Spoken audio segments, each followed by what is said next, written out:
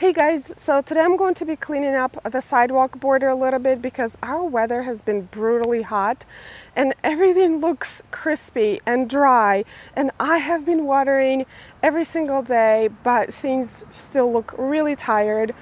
But at the same time, we have about 2 months of growing season left, and I want to freshen things up a little bit, so I'm going to prune some things. There are also some insect problems that I have here that I wanted to show you and how I'm going to deal with this. So yeah, just a general cleanup today. All right, let me show you the border overview first, and things that I need to clean up, like this newspaper that just was blowing down from the street. But the border in general looks pretty good. However, the cleome is really tall and I need to prune it, and I will show you something here right now. This cleome right here, I actually pruned a couple of weeks ago, right over here, and it flushed back so quickly and it actually bloomed already. So the rest of the cleome I will do the same thing with. The elephant ears are looking pretty good, but again, because of our weather and mostly dry weather, they have a lot of yellow leaves that I need to clean up. The pinnisedum is out, and I love this combination of elephant ear and pinnisedum. It's just one of my favorites. I just keep repeating it every year. But right over here, I have another type of cleome. This is Senorita Rosalita, which I really like because it's shorter cleome, it's sterile, so it does not reseed in the garden like the other one, and it also thornless. The taller cleome that I have is really thorny, and you need gloves to handle that plant. But this cleome here has infestation of fleahoppers, and I just saw one and it kind of jumped away. And that's the thing, like, they will hop away from you, but I will show you the damage that they do. Oh, I think I see one right there. Oh God. Anyway, if I see one, I'll show it to you. But this is the damage. It almost looks like a miner went through the leaves. Here, I see one right there. Okay, I'm gonna zoom in, you guys. See that little black bug right there? That's a fleahopper. And you see the holes that it makes in the leaves. There is also a bug that is a flea beetle, but beetle has a different type of leaf damage. They mostly chew on leaves. Fleahoppers suck sap out of leaves, and you have these dots everywhere. See that right there? So the research that I did on organic methods of dealing with fleahoppers, I did not find much. Basically, it kept saying use general insecticide, and that's what I'm going to do today.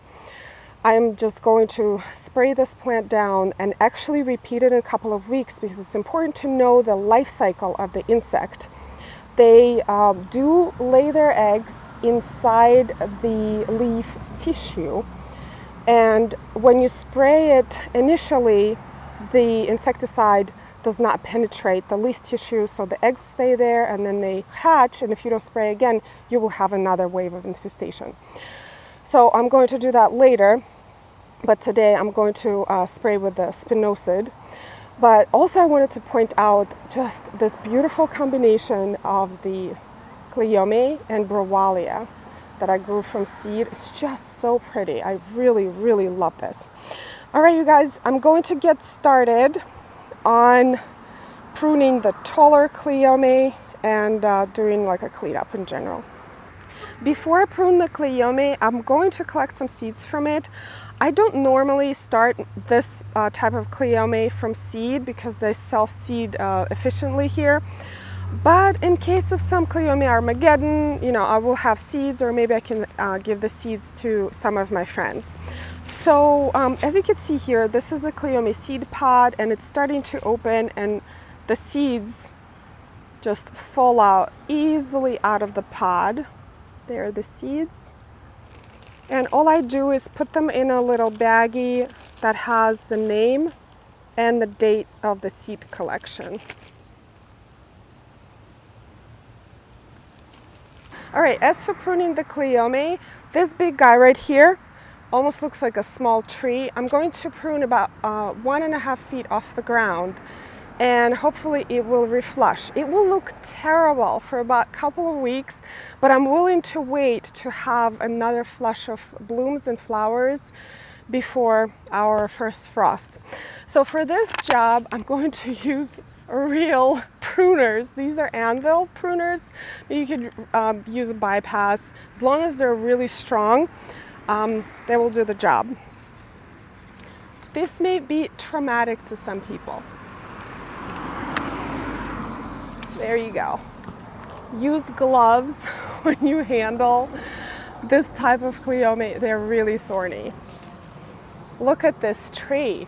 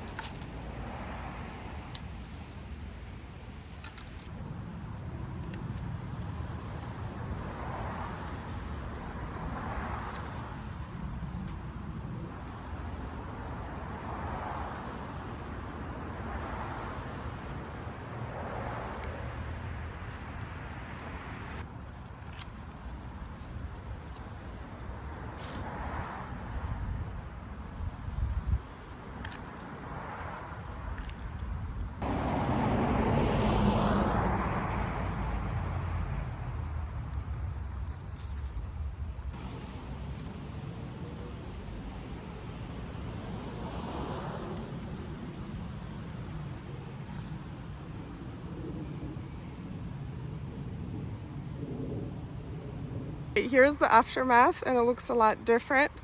Here it is all on the ground.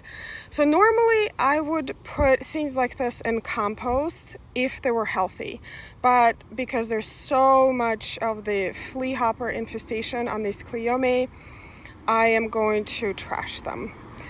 And I know I will get a question about this beautiful plant here. This is Snow in the Mountain, or Euphorbia marginata. It is an native annual, and I love it. I had a couple of plants last year. They seeded. I have more this year, and this is something to remember. This is somewhat an assertive self-seeder in the garden, but they're fairly easy to get rid of if you have too many of. So actually for this space next year, I'm thinking about just doing the Euphorbia marginata with some Verbena bonariensis, because these are very drought tolerant plants, and cleome on the other hand just looks so tired when it is hot or dry. Actually, let me show you what the combination looks like. So in this part of the border, I have the combination of Verbena bonariensis and Euphorbia marginata, and I think it is one of the most beautiful combinations ever. I'm thinking next year I'm going to do most of the border on health strip, this combination, because it is very drought tolerant, it's low maintenance, and it attracts so many pollinators. So it is late in the day, but it has so many bees still. And I'm actually waiting for them to go away so I can spray for the Fleahopper. I think they're going to be gone in half an hour or so I can spray. But isn't this so beautiful?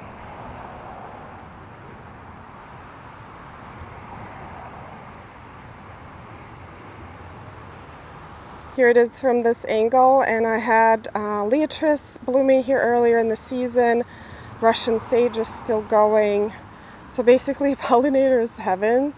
And actually, let me spin around and show you the rest of the border since I'm here.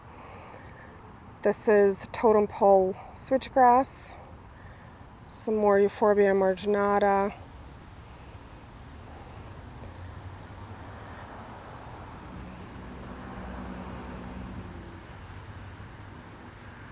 It is at the height of its season right now, the health strip.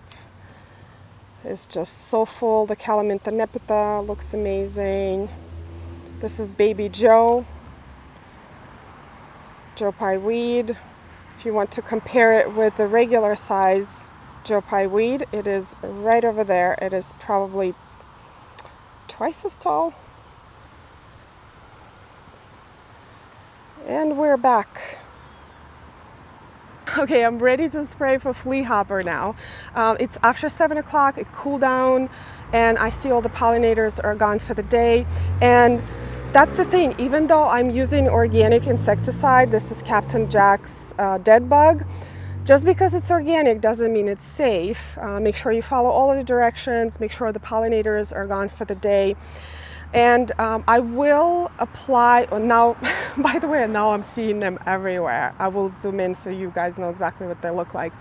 I will reapply a couple of weeks from now because, again, the eggs are in the leaves. They will hatch and I will have another wave of fleahoppers, so I have to deal with that.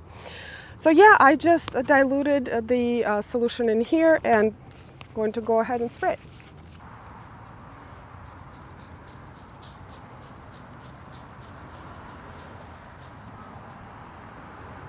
All right, you guys, I sprayed the Senorita Rosalita, and I also sprayed the cleome that I cut today because it also had a lot of fleahopper damage. So I think when they reflush with new foliage, new flowers, they look really good. One more thing about fleahoppers and insect infestations in general. So from what I found, fleahoppers really like to harbor over in weeds. And I think that's why it's so bad this year, because I have not been on top of my weeding game. Some of the areas are really good. Some of the areas I kind of let go.